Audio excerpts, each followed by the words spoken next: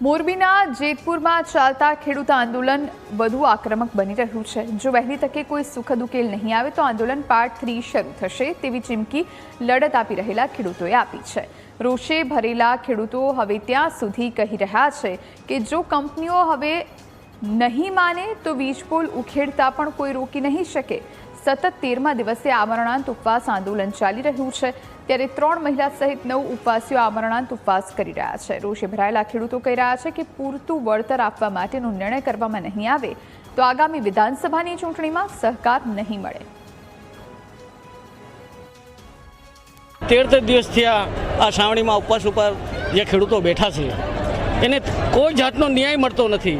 જો એને ન્યાય મળે તો અમને મજૂરી ક્યાંથી મળશે?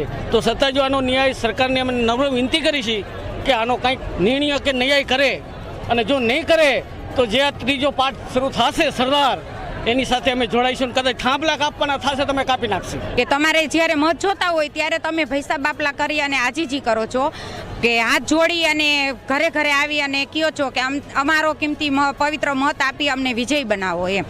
અમે આ ઉપવાસ છાવણી ઉપર બેઠા છીએ તો અત્યારે એ લોકોનું કાંઈ એને દેખાતું નથી, અને હવે જો તમારે મત માગવા આવવો હોય તો આ લોકોનું વળતર, હક અને ન્યાય તેને વહેલી તકે આપી અને એ લોકોને ઉપવાસ આંદોલન ઉપરથી છૂટા કરો અને એની હક અને ન્યાય વહેલી તકે જે માગણી છે તે પૂરી કરો।